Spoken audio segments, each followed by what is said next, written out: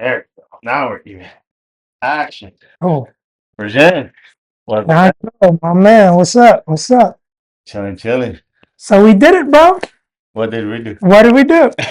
Tell the people what we did. So we just recorded the first. I was gonna say the best. I think it's the first book performance ever. I think Yeah, it's the first book performance idea ever. came by you, brought Yeah. by you, by your imagination. Yeah, so we got a hardcover book, we got a softcover book, we got audio books, we got now ebooks. I invented the book performance where I perform the book. So now people are going to have a fifth way of getting books. So you could get from us either the paperback book, the ebook, or a book performance. And we're going to be having many more different ways for you to get this book. And yeah, and I feel like one of the best ways that we've been bringing the book back is through these conversations that we've been having. Yeah, I think it's a man. powerful way, pretty fun way to learn while actually at the same time learn new information. Yeah, because I couldn't put everything in a book. It would be like 1,000 pages and nobody would buy it. And this is constant things that are happening right now, like current events. Like Yeah. at the go Dova, what is it called? The Gabo Davos. Yeah, Davos. There you go. Davos. Yeah, The yeah, yeah. Davos conference in Switzerland, was it? Yeah. And then also your man is jumping around all over Africa. Oh, yeah, That guy. speed guy. Yeah. Guy, 21-year-old. I think he just turned 21. Yeah. Went all over Africa exactly at the same time that we're exploring Africa in our minds and in our conversations. But bringing a new, like a modern day look on what Africa is, ancient Africa, which there's still the practices that they're doing there, Mhm. but bringing it to the main. It's funny, right? So how private and these private streamers, like they're individuals going, now they become the mainstream. Right. Now that's the new way of mainstream information, which is Right. Gone are the days of the big multi-billion-dollar companies. People are watching people they can relate to. Nobody can relate to these stuffy journalists anymore. And all these other people who do documentaries, these people are going in there, they're going live, they're eating foods, they're having parties, they're doing whatever, and it's real time.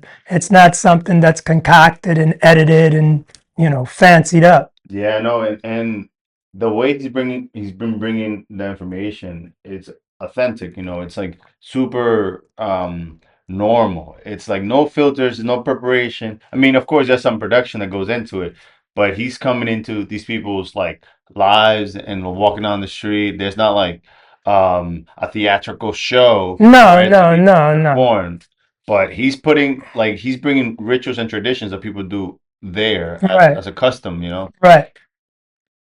Yeah, and that's funny. You said you mentioned documentaries, and there's this video going around of this one guy with the camera. He's like this black guy. He's like, this is how documentaries are filmed in Africa. He's just like, put a little bit of this and get the like the hungry people. Get the this. And, wait till the kid passes out. Yeah, and like put this trash in front of it. Now we got a perfect shot, Right. And that is what documentaries were shown to us for so many years.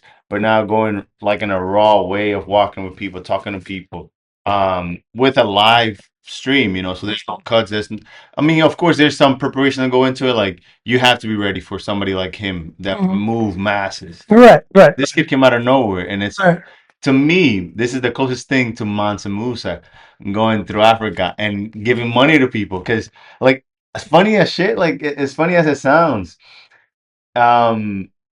this is just a kid from Ohio, right? From the United States, Ohio. Great place, man, Ohio. Yeah. Great state of Ohio, man. A lot of good people come out of there. And he's just going around, like, in a way, he's giving the new gold, which is information, which is like sharing these people's worlds into the live. When he went to, I think it was Nigeria, and he went to Ethiopia, he, I want to make sure, just making sure that this is not audible. When he went to Nigeria, he went to Ethiopia. The streamers from there, they were like the I Shall Speak from Ethiopia, the I Shall Speak from Nigeria, because they look similar, like a little bit like him. and he blew up their social media. Now he made these guys money. You know, he brought these guys businesses.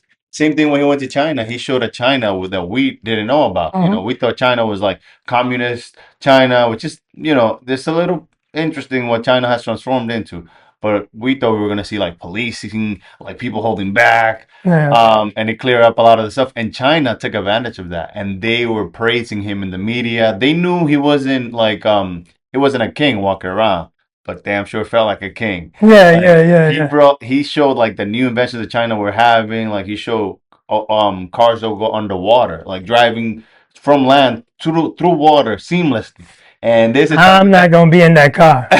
this is something that we've never seen, but because he's such a risk taker and he does like backflips in the wall of China, he's doing all these things. He gave Chinese people like to be proud of themselves. Mhm. And something coming from a black kid from Ohio. The funny thing about Chinese people is like what you're saying is actually he made Chinese people look normal, and Damn. Chinese people have been given this mystery presence.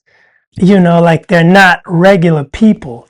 One of the first dudes I met when I came to this country was a Chinese kid named Howie.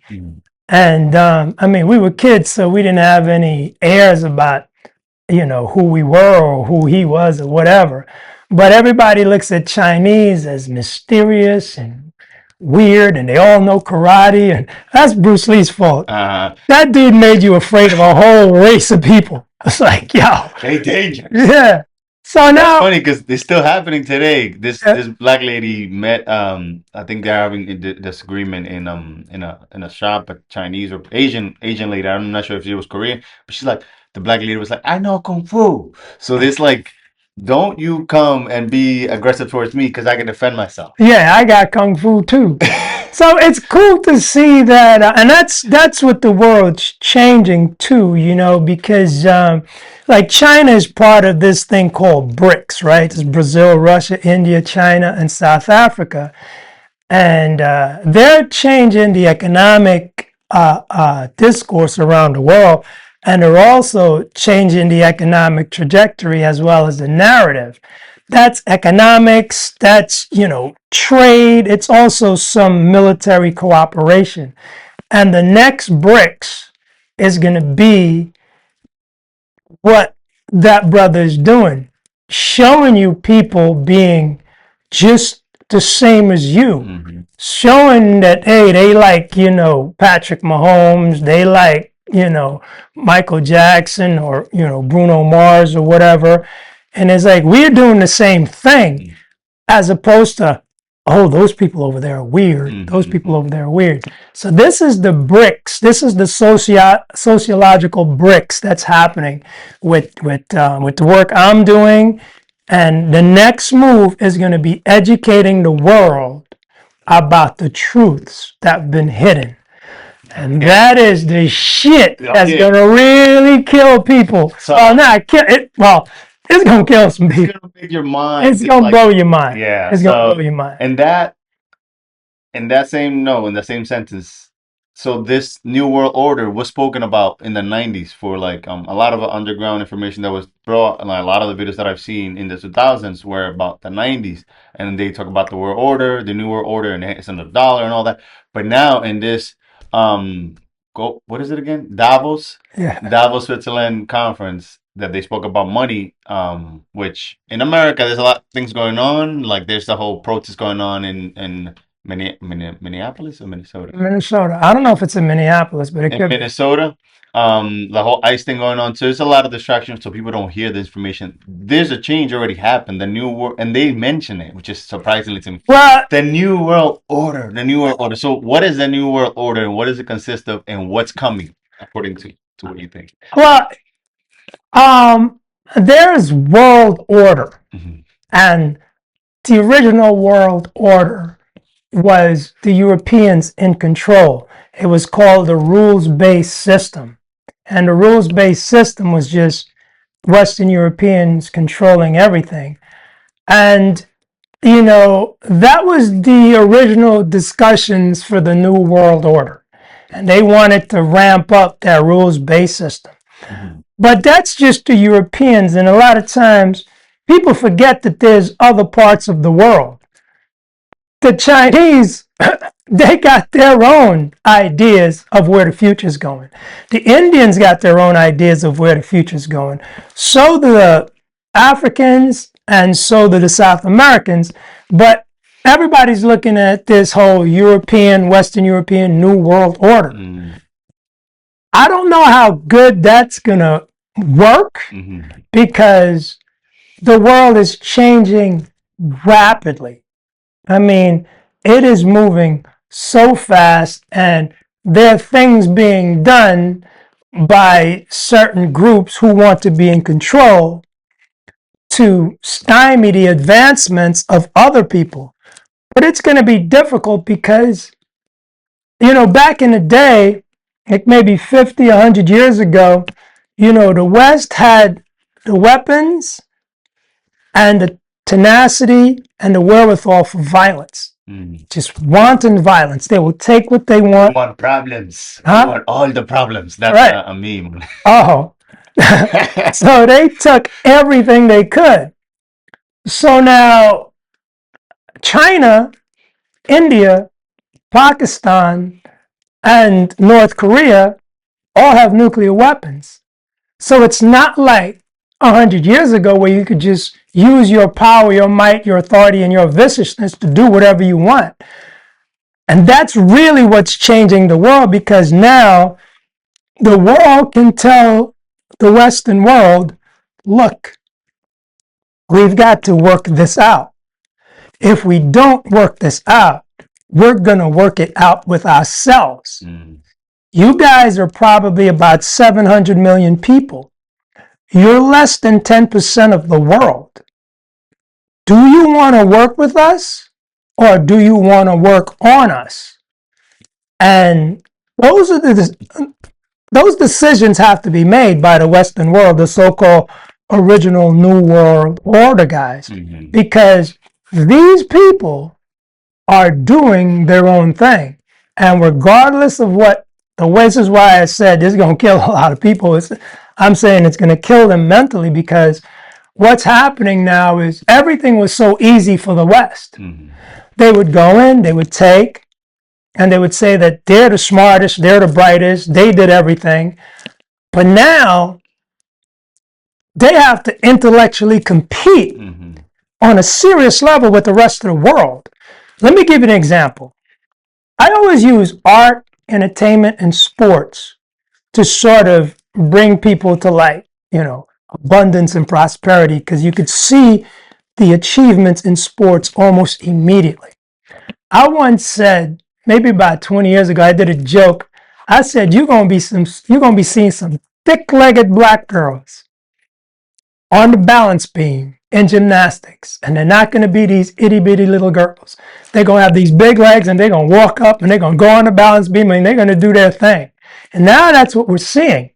A lot of black girls are involved in this gymnastic thing, and they're taking the black cultural movements and putting it on the floor exercises. So now these white girls and these Asian girls have to deal with these sisters whose bodies are designed to move in that manner. They've been moving for many years. It is not, they can't even help but move the way they do. You know what I mean? I always tell people, a lot of people say, oh, black people can really dance. Well, black people can really move. And dancing is movement, as Debbie Allen says. So they're going to have to compete with that type of movement. There was a lady named Sarah Bonali, right? Sorry to before you go there, but America's so smart because everyone that comes here becomes American. So now it's like somebody says it's like a Swiss Army knife America. It's like they're going against China, they put the Chinese Americans against the Chinese. Right. So it's always like they got this, you got like there was a joke some guy was saying on the internet. It's like if you got the fastest guys, they're Africans, but we got African Americans. You got the guys who can jump the highest from Mexico. They were making wall jokes and shit.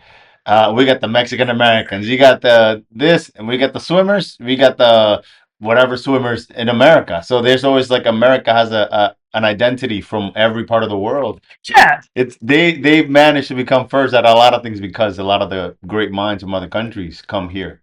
You know. Well, But you were gonna say something about Debbie something. Sora Bonali, right? She was an athlete. Well, she was a competitive athlete years ago, and she was a gymnast, and then she became an ice skater, and she was doing Hindu god shit. You know, she was doing backflips in the air, landing on one skate. She was doing like craziness. She was like if you had Simone Biles or Gabby Douglas on ice skates. I heard. And she was crazy. But at that time in the 90s, the Western world still had the power to deny her everything. And this girl breaks my heart. She used to cry on the stands because she didn't get the medal. She knew she was better than everybody else. Mm-hmm. And she didn't get the medal. And now you see these tennis players, right? But wait, before you pass from her story, didn't she do like a backflip or something and they deemed it illegal? Yeah. Okay. Because everybody else couldn't do it. She landed on one foot. Yeah. It's like the stolen base.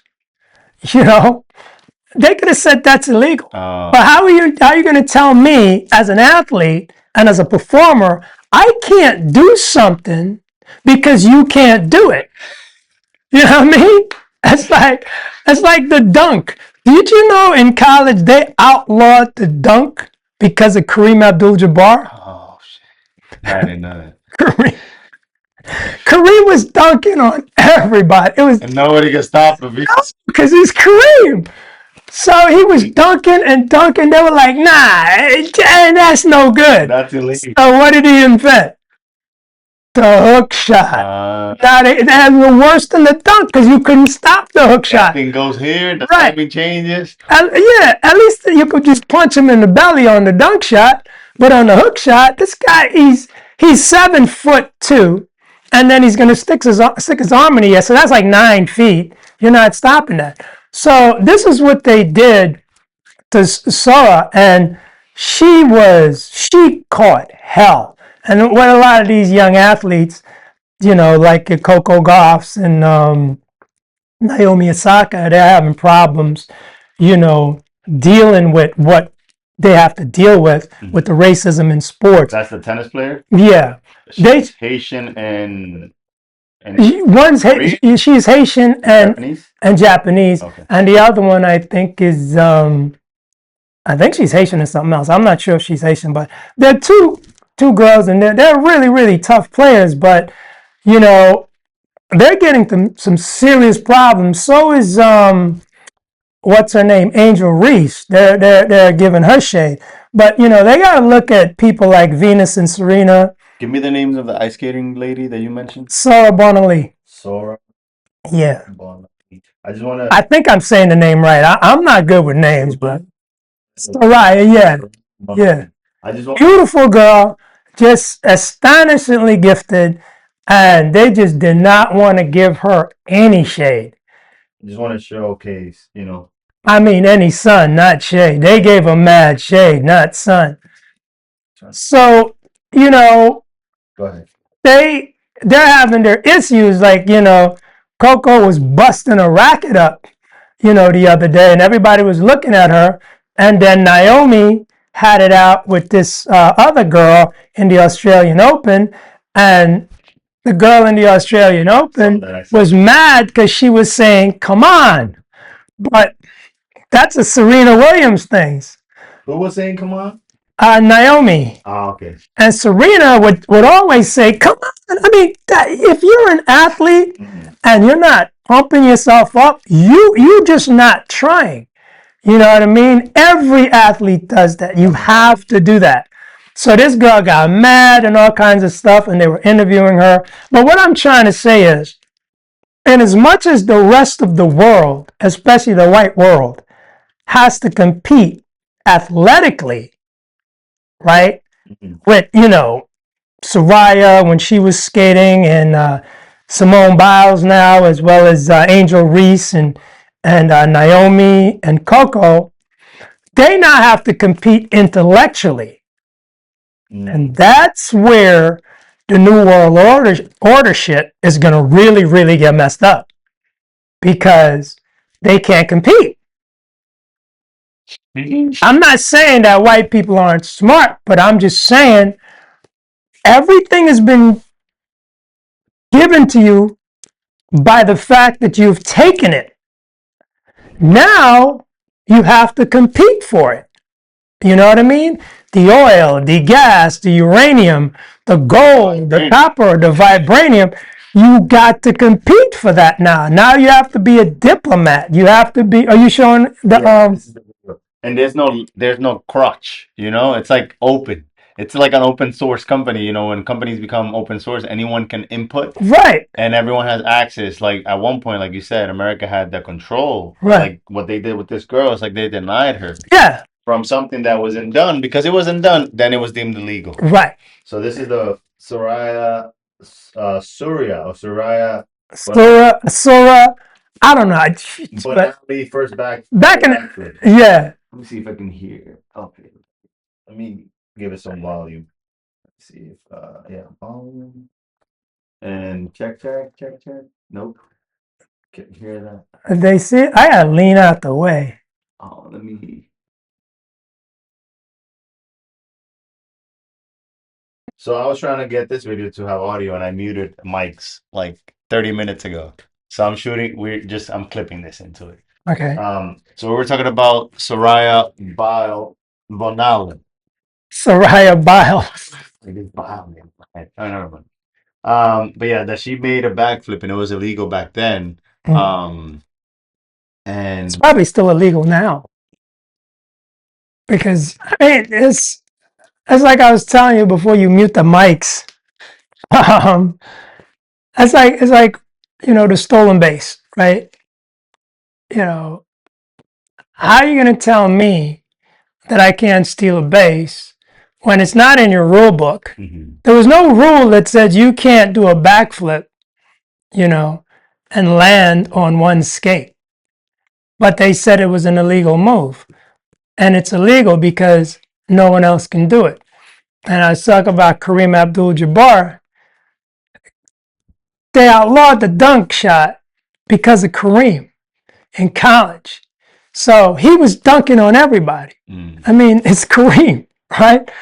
So they said, nah, that dunk shot's illegal. You can't do that no more. he did that in high school, you said? He said it in college. In college. No, I think it was high school. I don't know. Maybe it was college. I forget. I think it was college, though. And his coach helped him with something called a hook shot, which was an even more difficult shot to block. Because the dunk shot, at least it's a dunk. It's at the rim. At the rim is a gettable, situation.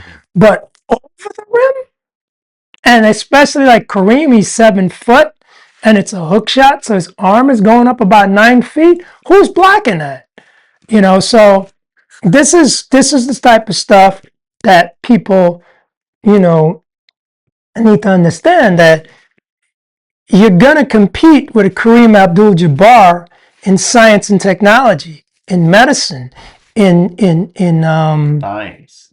and everything, Economics. in finance, economics, politics, engineering, mineral resourcing, weaponry. So now you have China, who has a ton of money that they got from us because the American businesses decided that they could use China as a cheap manufacturing resource to build products and bring it back to the United States and sell it to the American public while destroying the manufacturing in the United States. And it's a thing that I'm watching this one guy, this Asian professor, Chinese professor. He talks about predictive history, and he talks about how China, when from a communist country to a capitalist country seamlessly. Because and he mentioned something like how communism, it was a virus that the capitalists created in order to make people addicted to capitalism. And China went through capitalism without violence. And they say, you know, when you change reform, sometimes it has to be a war. But they just adopted it because it was so much benefit from it. Them going from someone who just makes things to someone who now it's the owner and creators of things, you know, and sells it to the world. I mean, China China is not a new civilization. Mm-hmm. The Chinese people are not people who are just learning how to do business. The Chinese people had the Silk Road back in the day. Mm-hmm. So they were the commercial enterprise as well as the Indians and the Africans. So it's not like the Chinese people don't know how to conduct business. So for them to seamlessly integrate another economic structure into their society is a no-brainer. Mm-hmm. Now the West has to fight a war to do it. You know what I mean? And it's not that the West any country, any civilization can seamlessly integrate anything into their society. But the wars are designed to make money. These wars are not conflicts. They're business enterprises. Right. You know what I mean? So those wars are designed to say, oh, you can't do this, you can't do that. Look, here's the thing about capitalism and communism, in my opinion.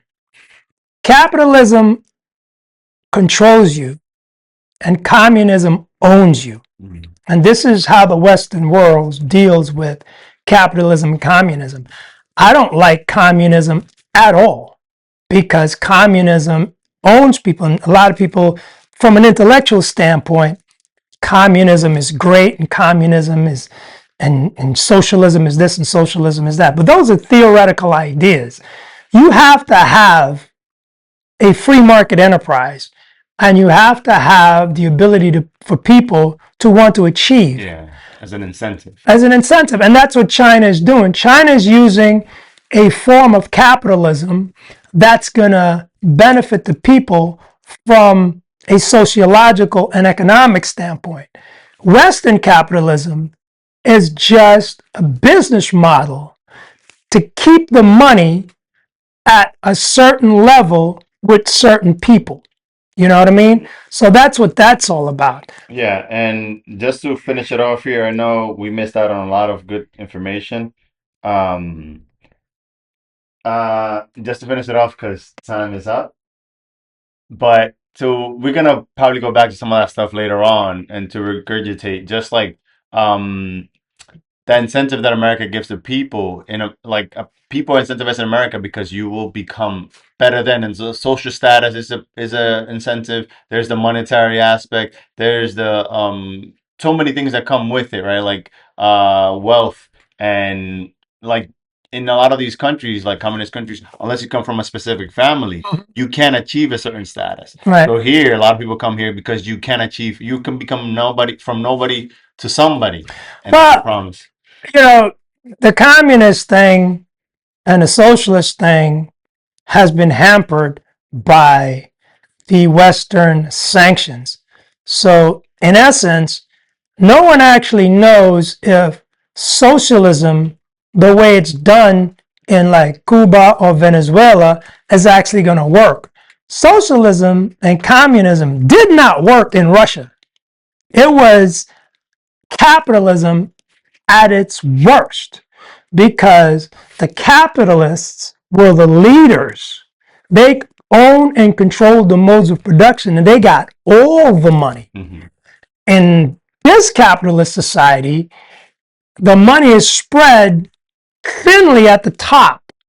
You know what I mean? So when you talk about China's version of capitalism or a combination of capitalism and communism, they have structural integration that allows their people to come up. Mm-hmm. Like they said they took 800 million people out of poverty. You don't do that through communism.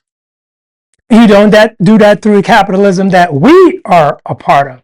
You do that through some sort of economic integration where you do what is beneficial for your entire society. Whether that be capitalism or communism, I don't know. I don't know exactly what China wants to call their economic system, but Libya had it with Gaddafi. Gaddafi was using the resources of the country for his people. So I don't know what kind of Why do we have to name this shit? You know what I mean? It's either capitalism, socialism, communism, fascism, and all that stuff are Western ideas. To categorize. Marx, Engels, those were the communists. Those were white dudes.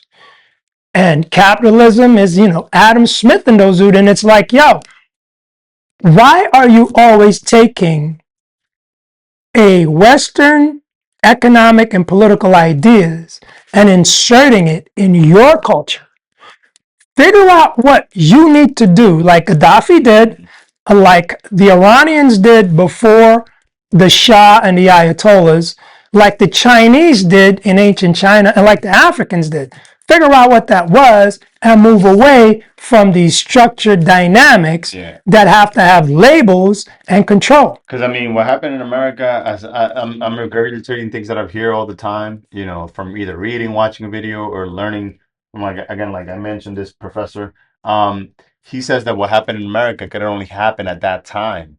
And it's like a miracle in a way, like A miracle. not a miracle because it's crazy, not a miracle, but like it couldn't be imitated by other people because of the way what happened.